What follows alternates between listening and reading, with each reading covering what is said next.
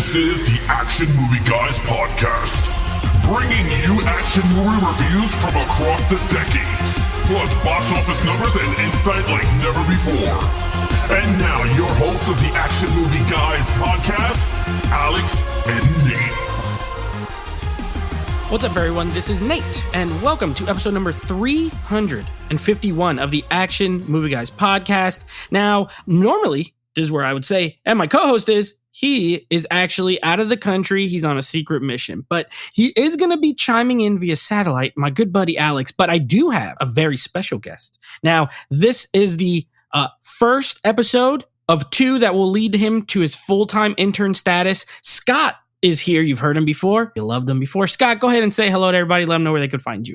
What's up, everybody? It's me, Scott, aka Jojoker's Movies with an underscore between them on Instagram. You can find me there, or you can find me right here on the AMG podcast when I do a little special guest starring. Yeah, that's right. And we're going to have him on the live show soon, too. He just doesn't know it yet, but he's going to be joining us over there as well. So anyway, that's Scott. I'm Nate, and we're going to go ahead and get into this now. Continuing on, we're doing our Hobbit movies. Okay, so the Hobbit trilogy last week, Unexpected Journey. Now this one is called the Desolation of Smaug. That's how you say it. You know, I always like to ask, Scott, when was the last time you've seen this movie before this review? Whenever the 4Ks first came out. So like 2020, I believe. Yeah. 4 years ago. Yeah, around there. Okay, so it's been a few years. I have not seen this since the theater. I did not rewatch any of these since the theater. So these are all second time watches for me. I saw all three at the theater, and then I have them, and then I just never watched them again. So I haven't seen it since then. Interested to get into this. Now, before we do, let's go over some numbers. We got a little bit of box office numbers for these. Now, the first one, surprisingly, I had no idea, made over $1 billion. I was surprised. Yeah, exactly. I was surprised. This one had a budget between, it doesn't have the exact, between $217 and $250 million, okay, Jeez. Which is insane. And box office total, $959 million. That is worldwide. Most of it coming from overseas, $700 million overseas. So a good 75% of it, $258 domestic. Scott, do you find these numbers interesting, or are you not surprised that this one made this much money? The overseas one I do find interesting. I wonder if it has to do with Tolkien being from overseas or something like that. Maybe. But then again, I'd like to know the Lord of the Rings overseas numbers versus the, domestic. The US. Yeah, the domestic. Yeah. Yeah. I mean, I think there was a little more split. Let's just bring up Fellowship of the Ring really quick. Let's just take a look at the first one. Yeah, 884 million worldwide, but it was closer. International was 567, domestic was 316. So the gap was not as big. These was more, you know what I think it is? Personally, these, I remember when they came out, they were in 3D, they were in high frame rate, they were in all that stuff that Chinese audiences love, all the technology. I bet you most of that 700 million is from China. I'd be willing to put money. Probably. So the Chinese, I'm just going to go with that. The Chinese came out to really see this movie. I'm gonna say it was them. It has to be. Okay. Oh yeah, look, it was. It opened in China. It made 74 million in China. That's 1/10 of that. A little more than 1/10 out of all the countries on Earth. So, I don't know. Anyway, let's get to some Rotten Tomato scores and then let's get into this review. Desolation of Smaug. This one has a 75% critic score, which is actually up 11% from the first movie. The first movie had a 64, so this has 75. Audience score, 85%, which is a +2. First one had an 83. This one had an 85. Do you find these numbers interesting? I do. So I find it interesting how the first one, I think you said in the last episode, had a 64. And then this one you said had a 75. So I'm like, what happened there? Yeah, exactly. I'm not totally surprised with the audience score because it's pretty close. I am surprised that the critics liked it a fairly amount more. 3/4 of critics really, really like this one, because we're going to get into the review and we'll get into the review. Let's just get right into it. Okay. So first off, we're going to start with our lead character. Now, again, similar to the last movie, the movie's called The Hobbit and Bilbo is our main guy. However, this is another ensemble piece. There's whole chunks where it's like 20 minutes. He's not even on screen. So Scott, I will let you take it away. What did you think of Bilbo and the little dwarves and Gandalf? Bilbo and the Seven Dwarfs. So I gave him a 3. Now, this movie, I know last time you guys gave him a 3, and when I rewatched it, I was leaning towards a 4 because Bilbo really steps up his game in this movie. You know, he helped them out at the end. What was it? At the end of the last movie, and they were all like, "Oh, you're one of us now," and all that crap. And then this movie, he really steps it up. Like, he saves them from the spiders. I think he isn't he the one that frees them from the elves, I believe, or helps free them from the elves? I mean, he does a lot, but what keeps it from raising the point to a 4 for me is I cannot stand the bitching of the dwarves. Like, they suck so bad, dude. Like, when they get to the key, he's the one that figures out the key, but they all get there and they're like, "Oh, it's Durin's day, and we lost the light and we'll never get in," and they all start leaving with their heads down. I'm like, come on, man, you made it this far. So I gave him a 3. I'm not invested in these characters like I am Lord of the Rings, so. All right. Very well said. I'm not really going to argue with too many points. Before I go, let's go via satellite to Alex. Alex, what did you think of the lead characters? All right, guys. Hey, what's up, Scott and Nate? All right, so my thoughts are, this is my lead characters. I gave him a 4. I think Bilbo in this movie, I kind of enjoyed him. He's still like the secondary character because everything is that Theron Oakenshield, whatever his name is. I think, again, I thought they all worked well, way better here, the characters, than they did in the first film, Unexpected Journey. But I feel like in the sequel, they gave more to Bilbo, like Scott said, and I felt like he was starting to blend in with all the dwarves. I felt like he was coming into his own with them, and I thought it was really good. Now, you got to remember, too, we got Legolas in this, and they fleshed out Legolas in this movie. I kind of enjoyed Legolas in this movie more than he did in the Lord of the Rings film, and that's just me. Don't kill me here, you two. But in terms of the lead characters, I felt like Bilbo stepped up a bit. I felt like Gandalf is the worst wizard in the planet, and I'm gonna keep saying it. He is now Gandalf the Useless. That's what I'm calling him. Legolas is dope, and then I liked the female elf. I thought she was amazing in this film too. So I felt like everyone did a great job. So with that said, I'm gonna give them a 4. Okay, great. Now, here's my 2 cents on the lead characters. I agree with you. I gave him a 3. I have pretty much the same issue you have. I like Bilbo better in this movie than in the first movie.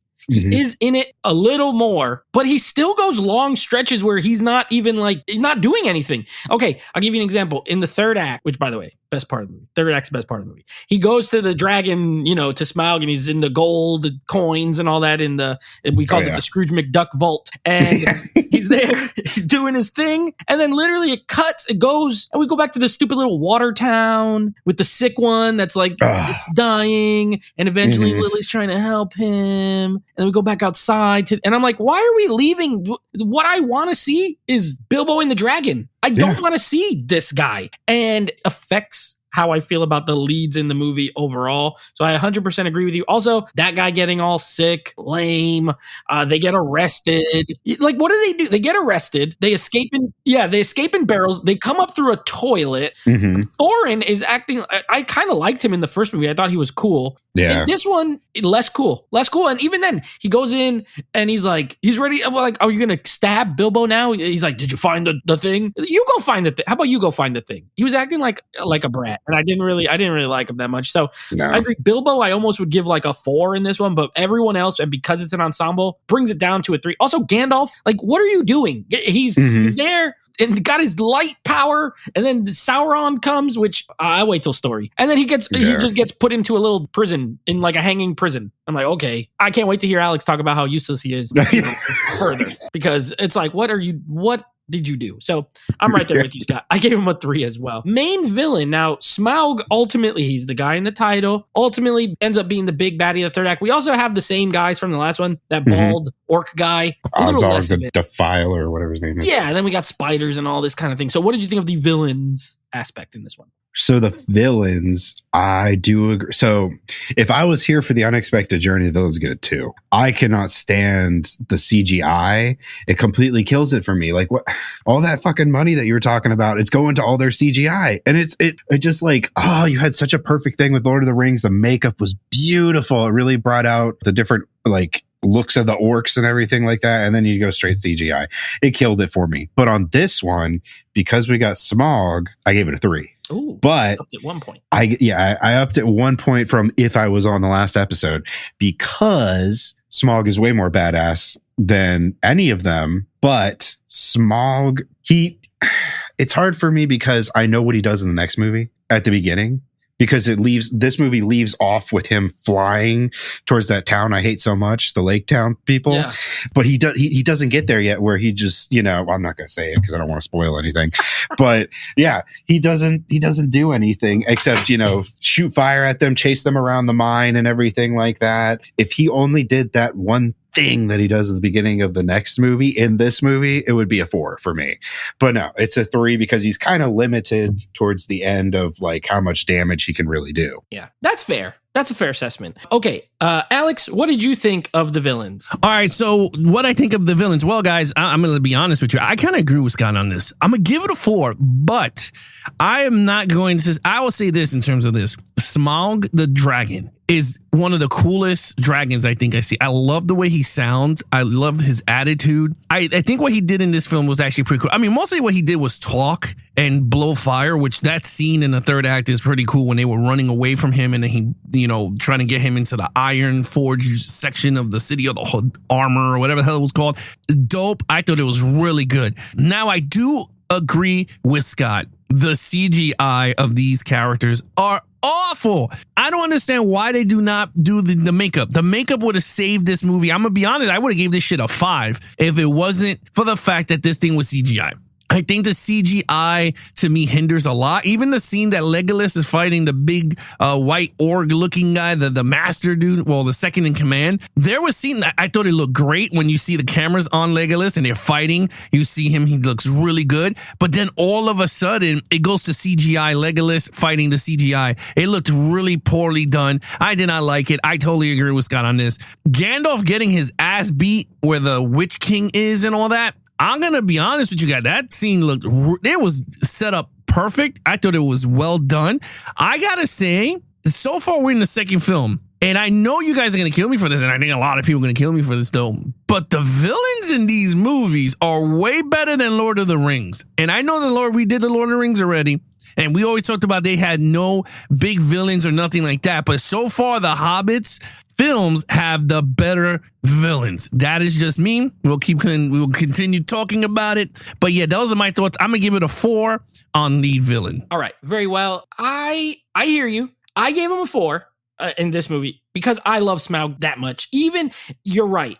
He doesn't necessarily like just roast everybody. He tries, but they fight back. They come up with all these strategies and everything. But I think the combination, I think he looks incredible. As far as CGI goes, you're right. And we said it on the last one. There's too much CGI in these movies. You got orcs, you had all that incredible makeup. And in this one, you have there's a few that are in makeup. But other than that, all the big ones are CGI. They're just all CGI. And Smaug is CGI, but he looks incredible. I love the design. Benedict Cumberbatch, perfect choice for the voice of Smaug.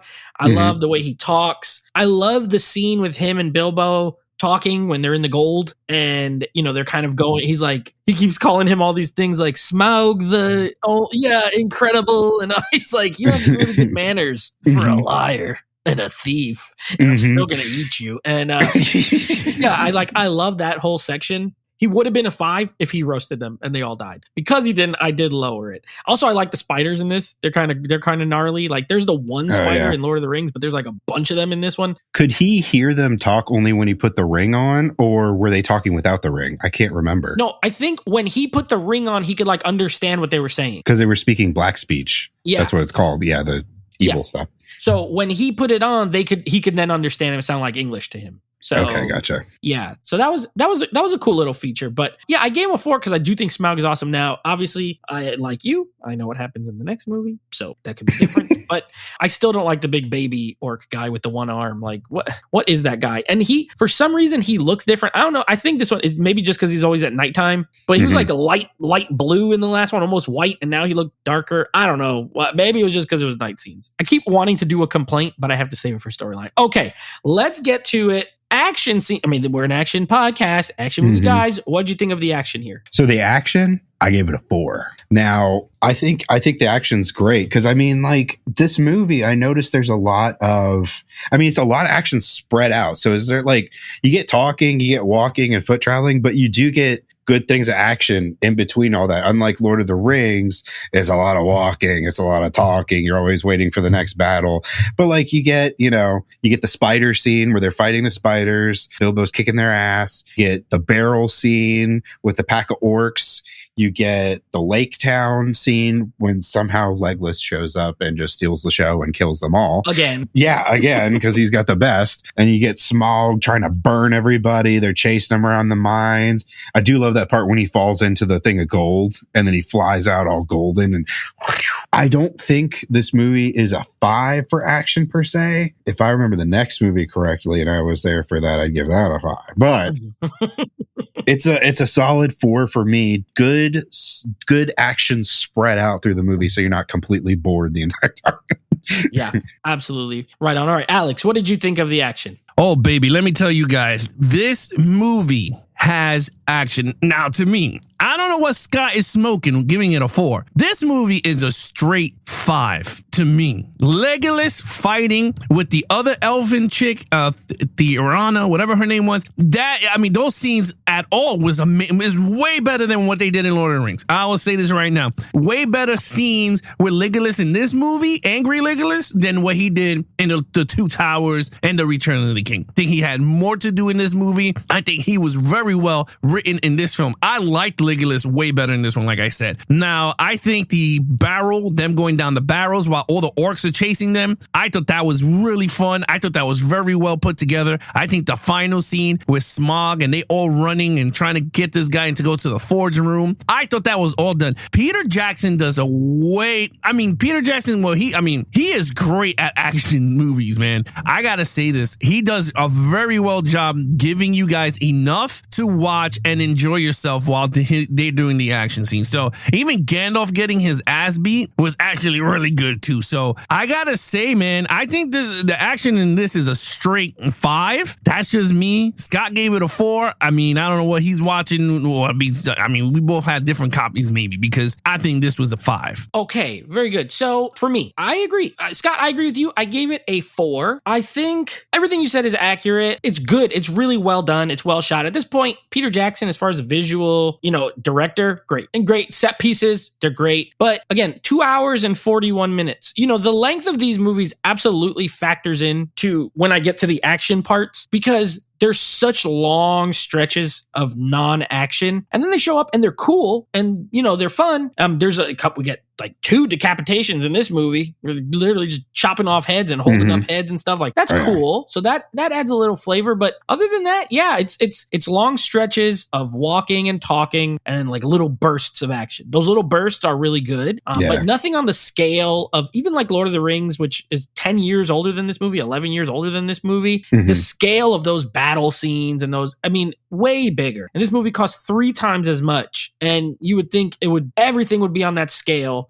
Again, like you, if I remember correctly, I know the last movie does go more that way. Even still, for this one, I thought the action was very good. So I gave it a 4 as well. All right, so here's what I wanted. This is the part I want to talk about. Let's get to the storyline. Scott, what did you think of the storyline here? For the storyline, I gave it a 4. I thought it was pretty good, pretty great. This is another one where I've read the book. Okay. And it's not a 5 here, just like I think I gave all the Lord of the Rings movies a 5. The ones that I was on, I gave a 5 for story. This one's not, because I have no idea how you get 3 movies out of this story. Like the book, okay, I have them over there on the shelf. The Lord of the Rings book is about that thick. The Hobbit book is about that thick. Where are we getting 3 movies that are almost 3 hours each out of? It's just, I mean, it's a great story and I do like it, but it just doesn't line up with the book as well as Lord of the Rings does. So I gave it a great for 4, but not a 5. So. And that's fair, because you've read the books. I never read the book. I don't know how to read, so I never read the book. I have no idea what's going on in there. I've only seen the old cartoon and then these movies. And that old cartoon was 1 movie, not 6 hours long. All right, Alex, what did you think of the storyline? All right, so when it comes to story, I kind of agree. I gave it a 4. I think this is not a Bilbo. It's starting to look like not a Bilbo Bill Baggins' journey. It's starting to look like he's in the shadows and he's just observing what's going on, and then he tells a story at the end, right? Like all that stuff, like, because we know he writes a book. I think this is more of a Tyrion Oakenshield journey. I think that's what it is. I think these 3 films is Tyrion Oakenshield's world. Like, that's what we're watching. And that's just me, and while Bilbo is in the back spectating, and then he does his story in Lord of the Rings and all that, right? He writes, and then Frodo finishes with his journey, which I'm okay with. I like everything, man. I like Legolas being angry. I like Legolas's father. I like that whole storyline. I thought it worked very well for me. I was more engaged in this movie than the first film, so I kind of liked it more, and I didn't think it was boring at all. I thought it was right. I don't think it's a perfect movie at all, but I kind of like this one a lot. I was invested into the journey, and I love the way it ended. It was a great way to do the cliffhanger for the part 3, the Battle of the 5 Armies. So for me, it worked. So I gave it a 4. I thought it was a great storyline. Okay, so for me, I got issues. I got issues with this storyline. I'm not gonna tell us about it. I got issues with this. Let me tell you, everything you said something in a way a little different, but I agree with the sentiment. And that this feels so stretched out for no reason. Oh, yeah. There are such long stretches where I'm like, why? I don't care. I don't care. I don't care about this fisherman guy, Luke Evans. I don't care about his character. I don't care about the little town. Like, it just felt like they wanted to cram as many characters as humanly possible into this movie with no purpose. Like, I don't, they got that weird love story with Evangeline Lilly and the little dwarf, the good looking dwarf one who's like the only handsome one. I feel the same way in this movie as the last movie. Like, I don't even know any of the names of the characters. Still, I've seen 2. All I know is Bilbo or Thorin, and the other ones are like Lilo and Biggie and Wiggy and Jiggy. Dimly, Bulbador. I still don't know. Also, I got some issues because now I'm thinking back to Lord of the Rings. How is none of the things that happened in this movie were mentioned in the Lord of the Rings? And that's after this. So for example, you have like, okay, Gandalf, he's on the thing and he sees Sauron and he goes and he puts him in the thing. But like, why don't they mention it? Why doesn't he like, I encountered him one time in the bridge and this thing, nothing. Or that's not mentioned, but in the beginning of Fellowship, Bilbo's mentioning his stories about the trolls.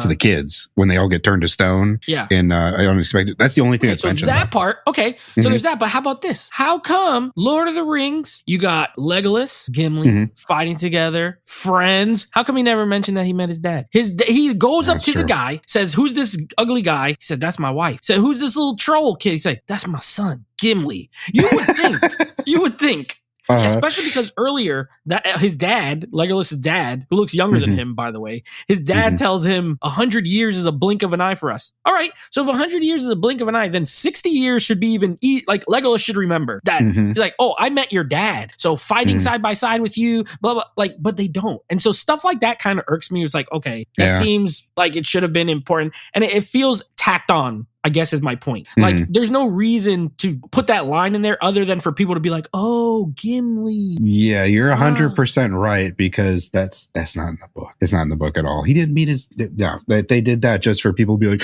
oh, Lord of the Rings. Gimli! Remember Lord of the Rings? The better movie? That only counts as one. Yeah. Exactly. So I think that, little things like that kind of irk me with the script. And then again, yeah, it just feels so stretched out. So all that to say, I gave it a 3. I think it's okay. Like, it's decent. I gave the first movie a 3. I think this is about on par with that one, but there's little things like that just really kind of bugged me a little bit. All right, let's get to our overall on the movie as a total. Scott, what did you think? Overall, I gave it a 4. I gave it a 4 because I do like rewatching these with the franchise. I do, you know me, I love Lord of the Rings, so I do a full franchise watch through every couple of years or so.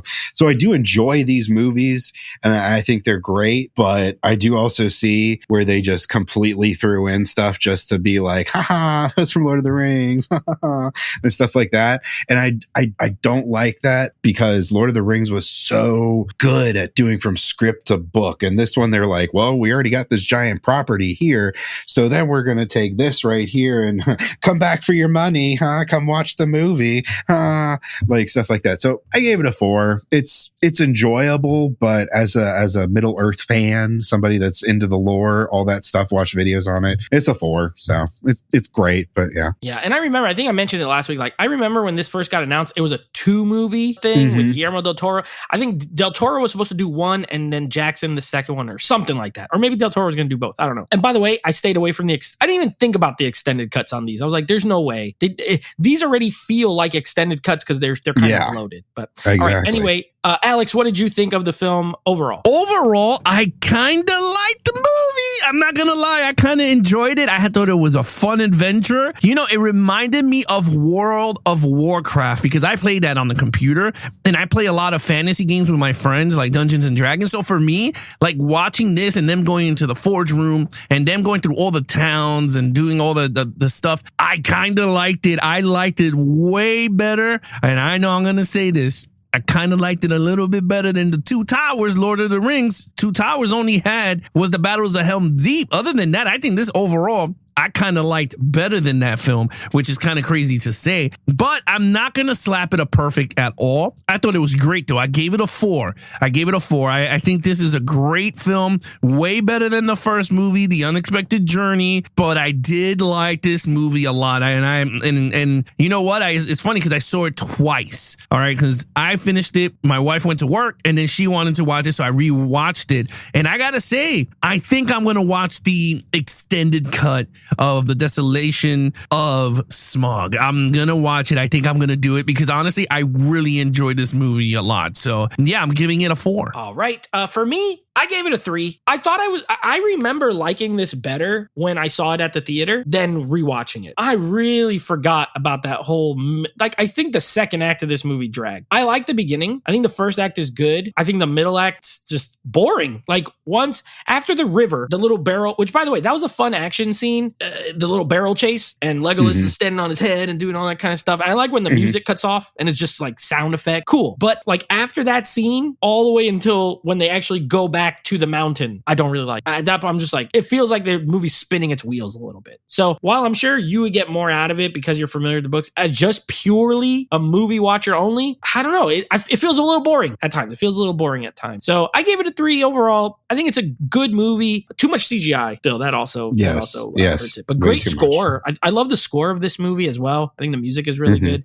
And again, and the 4K looks incredible as well. By the way, if you're a home theater person, the 4Ks for these look fantastic. All right, what is your total points, Scott? Total points, 18 out of a 25. 18 out of 25. All right, Alex, your total points? So that's going to be a 21 out of a 25 for me. I think this movie was great. I enjoyed it, and I can't wait to check out the extended cut. So yeah, 21 out of 25. Okay, and for me, a 17 out of 25. So we weren't that far apart. We were only 1 point apart. I gave it a 17. I think I gave the first one a 16, I want to say. So like, I think this one's a slightly better, but I don't know. We're going to see how this goes. This last movie, we got one more movie left, and we'll see how this concludes. But interesting fact, not to interrupt you. No, you're good. The next movie is on the extended edition. It's rated R. Oh, yeah, it's not PG-13. It's rated R, and I think it's because there's a lot to do with what happens with the clashing of everybody, and I think it has to do with there's a lot more gore and stuff they throw into it. You're making me want to put it on, but I'm gonna have to do some research and see what's the time, because if it's like 10 minutes difference, I could do it. But if we're talking freaking Lord of the Rings style, 68 minutes extra, but it is on one disc, so it can't be that much longer. If you look at it though,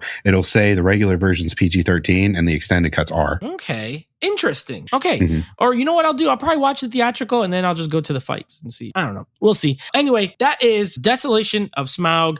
Now, next episode, Scott will be back. And we are going to be doing a little Mel Gibson, continuing with Mel Gibson month, with a little movie called Payback from 1999, the year of our Lord, 1999. One of the greatest movie years of all time. Also gave us Payback. And then, of course, we will be wrapping up our Hobbit trilogy movies with the Battle of the Five Armies. I'm your host, Nate. My co-host today was Scott. You could find him at Joe Joker's Movies over on Instagram. Follow him there. And I'm going to let Alex go ahead and take us home. All right, guys, you guys want to follow us in our social media accounts, please follow Nate over Instagram at Netflix Reviews. Check out the podcast with him and his friends called Netflix Movie Reviews every other Monday at 9 p.m. Eastern. Nate goes live on his Instagram account at Netflix Reviews. Anything AMG Podcast, you guys can follow us on Instagram at Geeks and Flicks, or check out our YouTube channel at www.youtube.com/@actionmovieguys. You guys can listen to all our podcasts there. And other than that, be awesome to each other and geek out.